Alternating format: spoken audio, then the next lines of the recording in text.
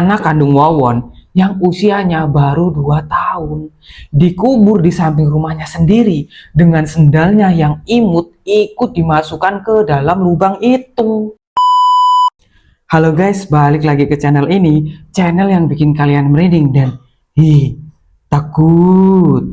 Guys, bayangin nih, lo ketemu seorang yang ngaku bisa gandain uang, lo pasti tertarik kan? Lo percaya dan lo kasih uangnya ke dia, dan uangnya gak pernah kembali ke lo. Tapi yang bikin kasus ini beda dari penipuan biasanya. Saat korbannya ini mulai nanya-nanya, mereka nggak cuma kehilangan uangnya, mereka juga kehilangan nyawanya. Dan pelakunya, dia nggak cuma ngebunuh orang asing, dia ngebunuh istrinya, mertuanya, anaknya sendiri, dan anaknya ini masih balita.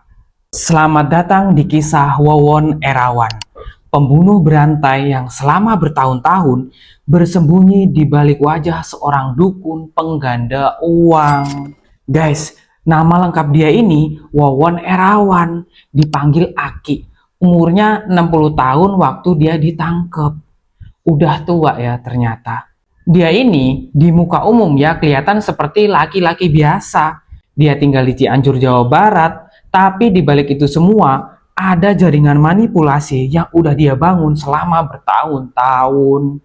Wawon ini punya modus yang sangat spesifik. Dia ngaku bisa menggandakan uang dan harta. Target utamanya yaitu para TKW, tenaga kerja wanita yang kerja di luar negeri, yang punya tabungan tapi jauh dari keluarganya, jauh dari orang yang bisa ngelindungin mereka. Dia ini punya dua komplotan utama. Solihin alias Duloh, usianya 63 tahun. Duloh ini yang selalu bertugas jadi eksekutor. Dan MDD Solehudin, usianya ini 35 tahun. 3 orang dalam satu jaringan dan 9 korban tewas di tangan mereka. Terkubur di berbagai lokasi dari Bekasi sampai Cianjur. Dan kasus ini mulai terkuak pada 12 Januari 2023. Tetangganya ini ngelaporin ke polisi. Ada sesuatu yang aneh di sebuah rumah di kontrakan di Ceketing Udik, Bantar Gebang, Bekasi. Waktu polisi masuk ke rumah itu, mereka nemuin pemandangan yang bikin mereka langsung curiga. Ada muntahan di mana-mana, tapi nggak ada tanda-tanda kekerasan, nggak ada darah, nggak ada kerusakan di sana. Yang ada di sana 3 orang tergeletak, 2-nya sudah meninggal, 1-nya sekarat. Di antara orang-orang itu ada seseorang yang juga tampak lemes, namanya Dede. Tapi ternyata Dede ini bukan korban, dia salah satu pelakunya. Dan dia ini sengaja minum racun setengah dosis supaya kelihatan seperti korban, supaya nggak dicurigai sama polisi. Akal-akalan aja nih si Dede. Saya memang sengaja minum setengah saja, kata si Dede waktu diinterogasi.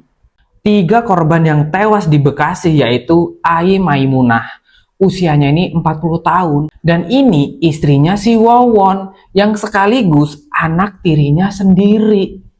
Pusing nggak lo?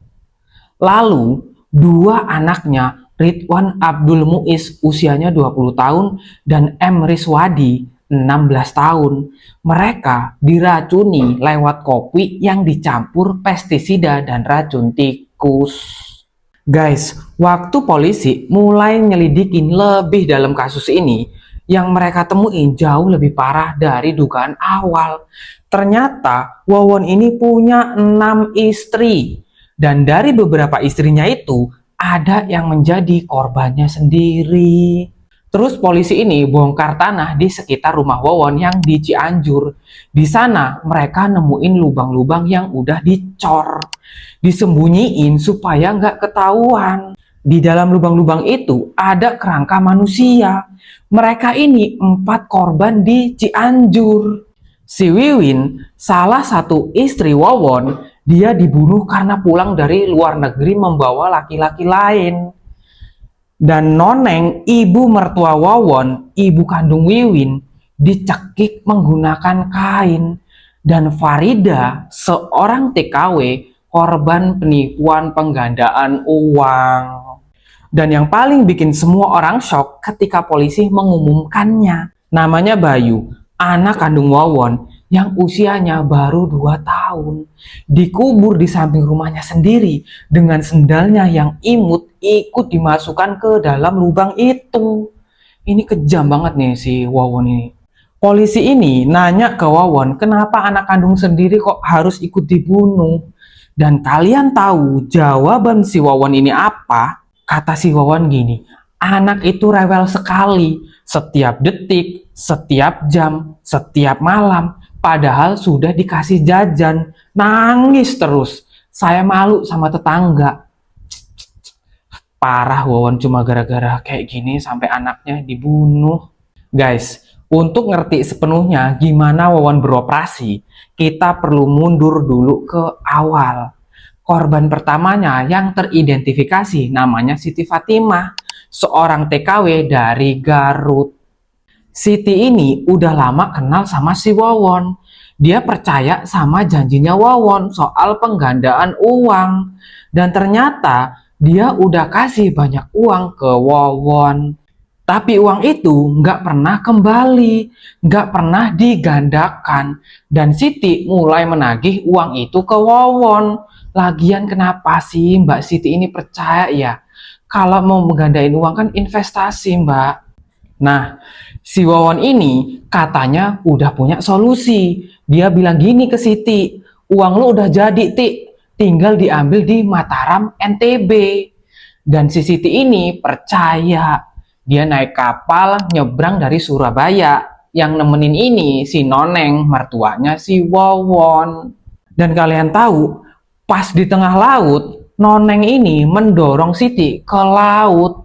Ini atas perintah Wawon. Jasad si Siti ini ditemukan warga dan sudah dimakamkan. Tapi waktu itu nggak ada yang tahu kalau ini adalah pembunuhan. Dan setelah tugas Noneng selesai, Noneng pun dihabisi. Karena dia udah tahu terlalu banyak tentang informasi ini. Wawon sendiri yang mengantar Noneng ke tempatnya si Duloh, sang eksekutor untuk dieksekusi. Ini si Noneng ini udah pede seolah-olah dia itu bagian dari Wawon, ternyata dia juga dihabisi. Di malam yang sama, istri Wawon yang lain, si Wiwin, ini dia anak kandung Noneng, juga dibunuh sama Wawon. 2 pembunuhan, 1 malam, ibu dan anak dihabisi. Guys, yang bikin Wawon berhasil menipu banyak orang adalah karena modusnya yang masuk akal bagi targetnya. Para TKW yang kerja di Timur Tengah punya uang tabungan, mereka pengen uang itu berkembang dan dikasihlah ke Wawon. Wawon ini sering ngasih janji manis. Kadang dia juga menambah unsur-unsur supranatural seperti pesugihan dan dukun. Hal-hal yang masih dipercaya sebagian orang Indonesia. Korban-korbannya secara rutin mengirim uang selama bertahun-tahun. Salah satu korbannya yaitu Aslem. Tercatat dia ini udah nyetor uang sampai 288 juta. Bukan uang yang dikit. Kenapa uangnya ini nggak dibeliin sawah? Sawahnya ditanam dan lo dapet uang tambahan. Dan pola pembunuhannya selalu sama. Kalau korban mulai menagih, mereka dihabisi. Kalau ada orang yang tahu terlalu banyak tentang kejahatan Wawon, mereka juga dihabisi.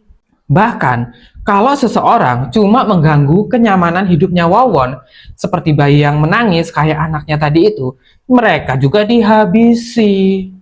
Guys, yang bikin kasus ini makin bikin merinding adalah fakta bahwa hampir ada korban yang ke-10.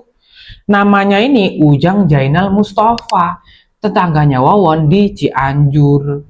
Setelah 3 orang di Bekasi ini tewas, Wawon punya rencana untuk membuang sial.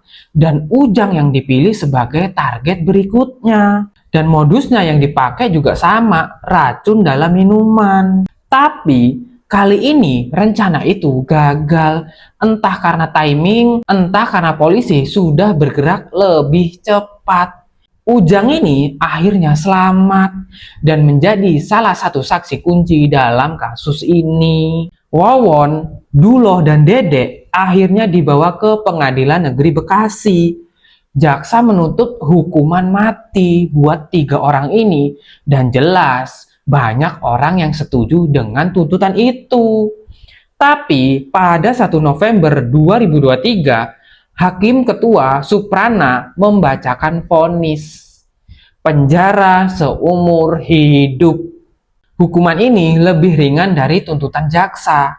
Ketiga pelaku hanya diam aja, nggak bereaksi, nggak minta maaf. Hakim memberi waktu 7 hari untuk pihak terdakwa atau jaksa mengajukan banding. Yang paling serem dan ngeri, dia membangun kepercayaan, lalu menggunakan kepercayaan itu sebagai senjatanya untuk manipulasi orang-orang.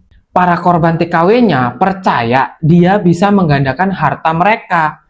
Istri-istrinya ini juga percaya dia ini suami mereka. Anaknya percaya dia ayahnya. Dan semua kepercayaan itu dibalas dengan racun. Semuanya diracun dan mati. Satu hal yang sampai sekarang masih jadi pertanyaan yang nggak terjawab. Mengapa Bayu, si balita 2 tahun ini, harus ikut menjadi korban? Dia kan nggak tahu apa-apa, masih kecil. Polisi menyebut motifnya masih terus ditelusuri. Wawon sendiri cuma bilang anaknya rewel. Jawaban yang sampai sekarang nggak bisa diterima akal sehat siapapun. 9 korban bertahun-tahun beroperasi tanpa ketahuan. Diakhiri dengan 1 laporan warga dan 1 rumah kontrakan dengan kopi beracun di dalamnya. Guys, hati-hati dengan siapapun atau tawaran apapun. Karena kadang di balik janji manis itu ada lubang yang udah disiapin. Itulah tadi kisah Wawon, sang pengganda uang yang menghabisi banyak nyawa. Jangan lupa like dan subscribe. Sampai jumpa di video berikutnya.